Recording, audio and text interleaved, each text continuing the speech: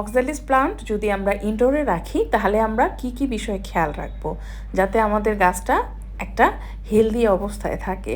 Actually oxalis plant ইনডোরে ভালো থাকে যদি আমরা একটা ওয়েল ভেন্টিলেটেড জায়গায় রাখি, কারণ এই গাছের সরাসরি সূর্যের আলোর প্রয়োজন নেই। তবে এই গাছটা একটু লুতুপুতু টাইপের, মানে কিছু মানুষ থাকে না, একটু সিক হলেই বলে আমি তো বাঁচবো না, মরে যাব, আমাকে ডক্টর দেখাও, এই করো সেই করো। এই গাছটা ঠিক সেম, একটু পানি বেশি হয়ে যাবে বা একটু সানলাইট কম হয়ে যাচ্ছে, জায়গাটা ওয়েল ভেন্টিলেটেড না, দেখবেন এই যে এই গাছের মতো মারা যেতে শুরু করবে। কিন্তু গাছটা একবার সেট হয়ে গেলে কিন্তু অনেক দিন থাকে, মানে তখন আপনার আর কোনো ঝামেলা করবে না, সে একবার সেট হতে হবে। তো এই গাছটাকে আপনারা ছোটোবেলায় কী নামে ডাকতেন বলেন? আমরা বলতাম প্রজাপতি গাছ, কারণ যখন গাছটা দিনের বেলা পুরো পাতাটা মেলে যায় তখন দেখে মনে হয় প্রজাপতি ডানা মেলে বসে আছে। আবার যখন সন্ধ্যার দিকে সানলাইট চলে যায় তখন সে নিজেকে গুটিয়ে নেয়, দেখে মনে হবে যে এখন প্রজাপতি ডানা গুটিয়ে বসে আছে। আপনি যদি ইনডোরে রাখেন তাহলে এরকম সিরামিকের টবে রাখতে পারেন, ছোট টবে গাছটা লাগিয়ে নিয়ে তারপরে এরকম সিরামিকের টবে সেট করে রাখতে পারেন। যেহেতু পানি খুব ঘন ঘন দিতে হয় না, তাই ইনডোরে রাখাটা ইজি এবং এর সরাসরি সূর্যের আলো কিন্তু প্রয়োজন হয় না। বলে রাখি, সিরামিকের নানান ধরনের এবং নানান সাইজের টব পেয়ে যাবেন আমাদের কাছে, ছিদ্রসহ এবং ছিদ্র ছাড়া। যদি ছিদ্র থাকে সেক্ষেত্রে আপনারা ম্যাচিং প্লেটও পেয়ে যাবেন। এজন্য কি করতে হবে, ইনবক্সে অর্ডার করতে হবে এবং আমাদের লেজি মামা শপ ভিজিট করতে হবে।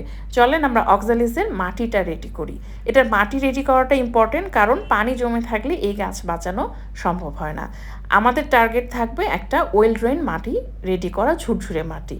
আমরা নিয়ে নেব গার্ডেন সয়েল এবং অবশ্যই ভালোভাবে রোদে শুকিয়ে দলাগুলো ভেঙে নেব। যতটা গার্ডেন সয়েল মানে মাটি দিলাম আমরা, তার অর্ধেক আমরা দেব কম্পোস্ট। পুরনো শুকনো গোবর আমি দিলাম, আপনি যে কোনো শুকনো কম্পোস্ট দিতে পারেন, পাতা পচা সার বা প্যাকেটের কেনা জৈব সার। যতটা কম্পোস্ট দিলাম তার অর্ধেকের কম আমরা দেব বালু। আমি কনস্ট্রাকশন সাইডে যে বালু পাওয়া যায় সেটা নিয়েছি, আপনি আপনার ইচ্ছে মতো নদীর পাড় থেকেও নিয়ে আসতে পারেন।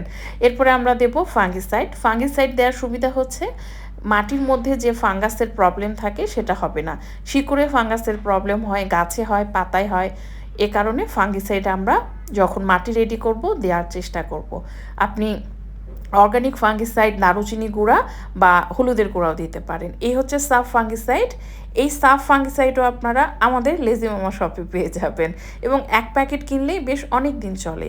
সাফ ফাঙ্গিসাইড আমরা বা যে কোনো ফাঙ্গিসাইড আমরা মাটি রেডি করার সময় ব্যবহার করি এবং একটা রুটিন মেনে 2 মাস বা 1.5 মাস বা 3 মাসে একবার করে পানির সাথে মিশিয়ে সমস্ত গাছে স্প্রে করে দিই। মাটিতে তো দিলামই আমরা, এরপরে স্প্রে করে দিলে হয় কি, ফাঙ্গাসজনিত যে সমস্যাগুলো থাকে গাছের সেগুলো থেকে গাছ সুরক্ষিত থাকে। এখন আমরা সার কি দেব? যেহেতু পুদিনার মতো একবার এই গাছ সেট হয়ে গেলে সার দেওয়াটা মানে খোঁচাখুচি করাটা তো ডিফিকাল্ট, মাটিটা যেমন মানি প্লান্ট ছেয়ে গেলে তখন খোঁচাখুচি করা যায় না। এজন্য আমরা যে কোনো কম্পোস্ট পানিতে ভিজিয়ে রেখে, আমি পুরনো শুকনো গোবর দিচ্ছি, আপনি ভার্মি কম্পোস্ট বা পাতা পচা সার সেগুলোও দিতে পারেন, ভিজিয়ে রেখে 1 দিন 2 দিন ভিজিয়ে রেখে তারপর সেটা ছেঁকে নিয়ে আমরা টবে দিয়ে দেব এবং দেওয়ার চেষ্টা করব কি দিনের বেলা, যাতে সারটা শুকিয়ে যায়। ভিতরের দিকে রাখা গাছ তো, যদি না শুকায় তখন কিন্তু দুর্গন্ধ হতে পারে বা পোকামাকড়ের আক্রমণ হতে পারে। এই বেসিক কিছু বিষয় খেয়াল রাখবো। এবং আরেকটা বিষয় হচ্ছে, যখন গাছটা লাগাচ্ছেন প্রথম দিকে ছোট টবে লাগাবেন, ছোট গাছ ছোট টবে, যখন ওই টবটা পুরোটা ছেয়ে যাবে তখন আপনি আরও বড় টবে ট্রান্সফার করবেন। তো এই ছিল খুব সংক্ষেপে অক্সালিসের যত্ন।